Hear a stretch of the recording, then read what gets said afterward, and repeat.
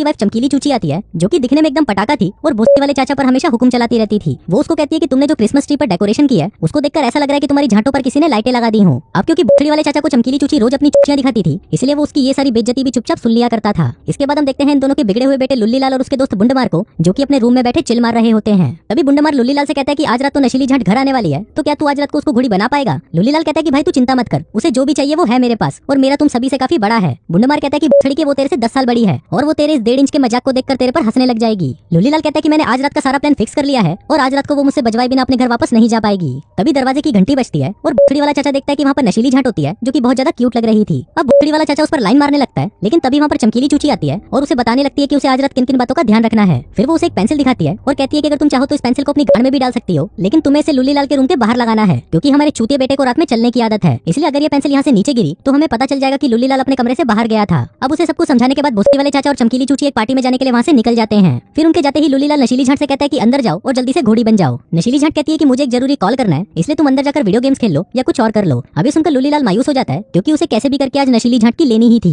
वही नशीली झांट भी अपने बॉयफ्रेंड को फोन लगाती है और कहती है कि थोड़ी ही देर में ये चूतिया सो जाएगा जिसके बाद तुम चुपके से यहाँ पर आ जाना और मेरे गोदाम में दबाकर मजदूरी करना। अब वो ये बातें कर ही रही होती है कि तभी उसके पास एक मकड़ी आ जाती है जिसको देखकर उसकी फटकर 64 हो जाती है। तभी वहाँ पर लुल्लीलाल आता है जिसको देखकर नशीली झांट कहती है कि इस मकड़ी को मार दो, लेकिन लुल्लीलाल उस मकड़ी को एक जार में बंद कर देता है और कहता है कि इसने तो कुछ भी गलत नहीं किया, जिसके बाद वो उस मकड़ी को बाहर छोड़ देता है। अब लुल्लीलाल को लगता है कि शायद उसके इस काम से इंप्रेस होकर नशीली झांट उसे अपनी पिंकी पिटवा लेगी, लेकिन ऐसा कुछ नहीं होता और नशीली झांट अभी भी अपने बॉयफ्रेंड के साथ ही लगी हुई होती है। फिर कुछ देर तक ऐसे ही बकरियां करने के बाद जब नशीली झांट बोर होकर टीवी पर मूवीज देख रही होती है तभी वहाँ पर लुल्लीलाल एक शैंपेन की बोतल लेकर आता है और उसके सामने ही पीने लगता है। अभी देखकर नशीली झांट कहती है कि भोसड़ी के तू ये क्या कर रहा है, ला ये बोतल मुझे दे दे। लुल्लीलाल कहता है कि अब मैं कोई बच्चा नहीं रहा, अब मैं एक मर्द बन चुका हूँ। नशीली झांट कहती है कि तुम्हारी इन हरकतों से मैं तुमसे घंटा इंप्रेस नहीं होने वाली और ना ही मैं तुमसे अपनी पिंकी पिटवाऊंगी। अब नशीली झांट उससे वो बोतल लेकर सारी शैंपेन को फेंकने लगती है, लेकिन तभी उसे उसके बॉयफ्रेंड का कॉल आता है जो उससे पूछता है कि क्या मैं तुमसे मिलने आ सकता हूँ, लेकिन नशीली झांट उसे मना कर देती है और कहती है कि नहीं, आज रात नहीं। अब ये सुनकर उसका बॉयफ्रेंड गुस्सा हो जाता है और उसे गालियां देने लगता है। अब इससे नशीली झांट को भी गुस्सा आने लगता है और वो उसका फोन काटकर उस शैंपेन की बोतल से शैंपेन पीने लगती है। तभी वहाँ पर लुल्लीलाल आ जाता है और कहता है कि मैं ये किसी को नहीं बताऊंगा, जिसके बाद वो भी उस शैंपेन को पीने लगता है। इस पर नशीली झांट कहती है कि सभी चीजें मुझे इंप्रेस नहीं करती, लेकिन मुझे लगता है कि तुम वैसे भी बहुत कूल हो, जिसके बाद वो लुल्लीलाल के लिए पिज्जा ऑर्डर करने लगती है। लेकिन तभी अचानक उसके घर का फोन बजता है जिससे नशीली झांट की फटकर 64 हो जाती है। अब नशीली झांट वो फोन उठाती है लेकिन उसे आगे से कोई जवाब नहीं मिलता।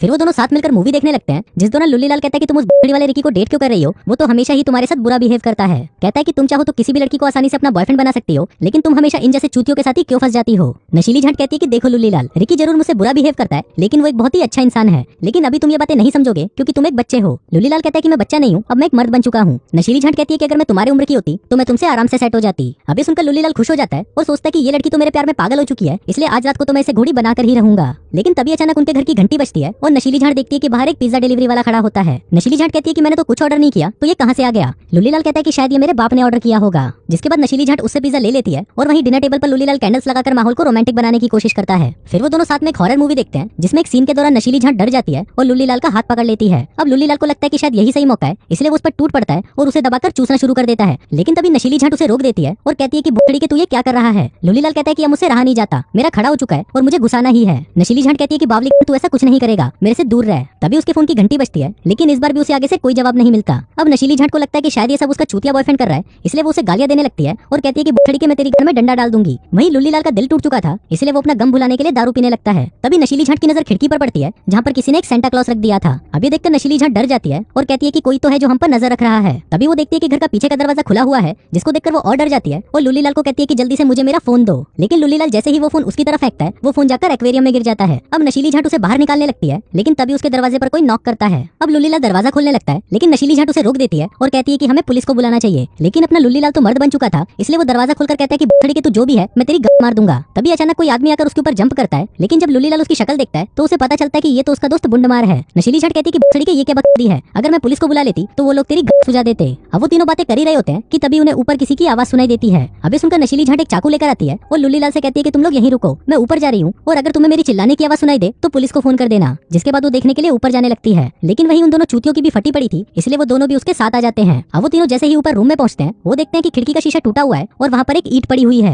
अब नशीली झांट पुलिस को फोन करने की कोशिश करती है, लेकिन उनके घर का एक भी फोन काम नहीं कर रहा होता। फिर वो लोग इंटरनेट से मदद बुलाने की कोशिश करते हैं, लेकिन उनके वाईफाई का सिग्नल भी कट हो चुका होता है। अब उनके पास और कोई रास्ता नहीं बचा था सिवाय घर से बाहर जाकर मदद लाने के, इसलिए नशीली झांट कहती है कि तुम लोग यहीं वेट करो, मैं जल्दी से जाकर पुलिस को बुला लाती हूँ। लेकिन जैसे ही वो खिड़की से बाहर देखती है, उसे पता चलता है कि उसके कार का टायर किसी ने पंचर कर दिया है। इसी दौरान ऊपर से बुंडमार उस ईंट को लेकर आता है जिसमें लिखा हुआ था कि अगर तुम यहाँ से बाहर गए तो तुम मरोगे। अब ये देखकर बुंडमार बहुत ज्यादा डर जाता है और घर से बाहर भागने लगता है, लेकिन तभी एक गन शॉट की आवाज आती है और बुंडमार वहीं टपक जाता है। अब ये सब देखकर नशीली झंट की फटकर 464 हो जाती है और वो लुल्लीलाल से पूछती है कि क्या तुम्हारे घर पर कोई गन पड़ी है। लुल्लीलाल कहता है कि हाँ, मेरे पापा के बेडरूम में है। नशीली झंट कहती है कि मैं कैसे भी उस गन को लाना पड़ेगा। जिसके बाद वो दोनों छुपते छुपाते उसके बाप के बेडरूम की तरफ जाने लगते हैं। तभी वहाँ पर वो एक आदमी को देखते हैं जो कि अपने हाथ में एक शॉटगन लेकर घूम रहा था। अब ये देखकर नशीली झंट लुल्लीलाल को लेकर एक रूम में आ जाती है और एक कबड़ में जाकर छुप जाती है। तभी कुछ ही देर में वो शॉटगन वाला आदमी भी वहाँ पर आ जाता है और उन दोनों को ढूंढने लगता है। अब नशीली झंट की बहुत ज्यादा फटी पड़ी थी और उसे लग रहा था कि शायद वो दोनों जल्दी ही टपकने वाले हैं, लेकिन तभी उसकी नजर उस आदमी के मास्क पर पड़ती है, जिसको देखकर वो लुल्लीलाल से कहती है कि ऐसा ही एक मास्क तुम्हारे पास भी है ना। अब नशीली झंट समझ जाती है कि ये दोनों बहन के मिलकर उसे चूतिया बना रहे हैं। जिसके बाद वो कबड़ से बाहर आती है और बुंडमार को उसका मास्क उतारने को कहती है। फिर वो उन दोनों से कहती है कि बुढ़ी वालों ये कैसा मजाक है। लुल्लीलाल कहता है कि हम तो सिर्फ तुम्हें डराना चाहते थे।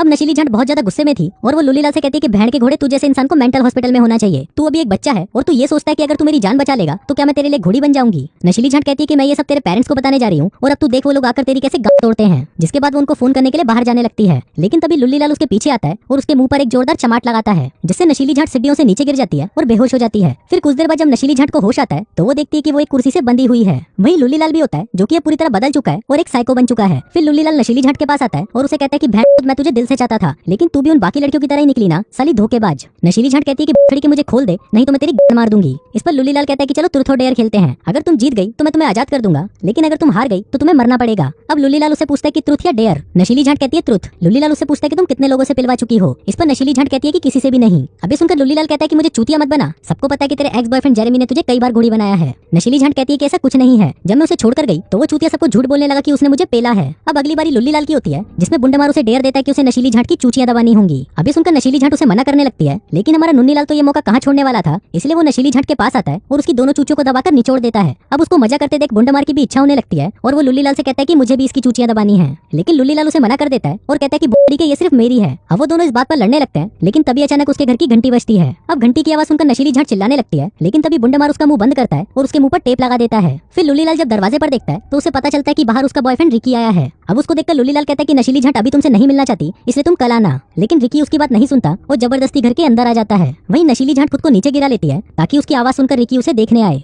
लेकिन तभी वहाँ पर बुंडमार आता है और रिकी से कहता है कि नशीली झंट ऊपर तुम्हारा वेट कर रही है। इसी दौरान नशीली झंट को वहाँ पर एक कांच का टुकड़ा पड़ा हुआ दिखता है जिसको वो अपने हाथ में छुपा लेती है। वहीं दूसरी तरफ रिकी नशीली झंट को ऊपर ढूंढ रहा होता है, लेकिन तभी पीछे से लुल्लीलाल एक बैट लेकर आता है और उसे रिकी के सर पर मारकर उसे बेहोश कर देता है। फिर कुछ देर बाद जब रिकी की आंख खुलती है तो वो अपने आप को नशीली झंट के पास बंधा हुआ पाता है। इसी दौरान लुल्लीलाल उनको बताता है कि उसी ने ही नशीली झंट के फोन से तुझे मैसेज किया और तुझे यहाँ पर बुलाया। इसके बाद वो नशीली झंट के फोन से उसके एक्स बॉयफ्रेंड जेरेमी को भी फोन कर देता है और उसे कहता है कि अगर तुम्हें नशीली झंट को घोड़ी बनाना है तो जल्दी से यहाँ पर आ जाओ। इसी दौरान हम नशीली झंट को देखते हैं जो कि चुपके से उस कांच के टुकड़े से अपने हाथ पैरों की टेप को काटने की कोशिश कर रही थी। इसके बाद वो दोनों रिकी को खींचकर एक हॉल में ले जाते हैं और उसे हॉल के बीचों बीच बिठा देते हैं। फिर लुल्लीलाल को सामान लेने के लिए बाहर जाता है, जिस दौरान रिकी बुंडमार को कहता है कि तू इस बड़ी वाले के साथ क्यों घूमता है। बुंडमार कहता है कि इसीलिए क्योंकि ये मेरा बेस्ट फ्रेंड है। अब लुल्लीलाल बाहर से एक पेंट का डिब्बा और एक रस्सी लेकर आता है और बुंडमार से कहता है कि चलो इस चूते के साथ एक गेम खेलते हैं। वहीं हम नशीली झंट को देखते हैं जो उस कुर्सी से लगभग अपने आप को आजाद कर चुकी थी। अब लुल्लीलाल बुंडमार को रिकी की आंखों पर पट्टी बांधने को कहता है और बताता है कि मैं इस पेंट के डिब्बे को नीचे फेंकूंगा, अगर इसकी किस्मत अच्छी हुई तो ये बच जाएगा, नहीं तो ये टपक जाएगा। अभी सुनकर रिकी की गांठ फट जाती है और वो जोर जोर से चिल्लाने लगता है। तभी नशीली झंट भी वहाँ पर गन लेकर आती है और उसे कहती है कि बछड़ी के छोड़ दे इसे, नहीं तो मैं तुझे मार डालूंगी। लुल्लीलाल कहता है कि ठीक है और वो उस पेंट के डिब्बे को छोड़ देता है, लेकिन तभी वो डिब्बा जाकर रिकी के मुंह पर लगता है और उसका मुंह किसी कद्दू की तरह फट जाता है। अब ये देखकर लुल्लीलाल हंसने लगता है और उसे कहता है कि तुमने देखा ये कैसे फट गया। नशीली झंट कहती है कि बछड़ी के तू हंस क्यों रहा है। जिसके बाद वो उसे शूट करने लगती है, लेकिन तभी वो देखती है कि उस गन के अंदर तो गोलियां है ही नहीं। लुल्लीलाल कहता है कि बछड़ी की मैं इतना चूतिया नहीं हूँ जो इसके अंदर गोलियां भी रखूं।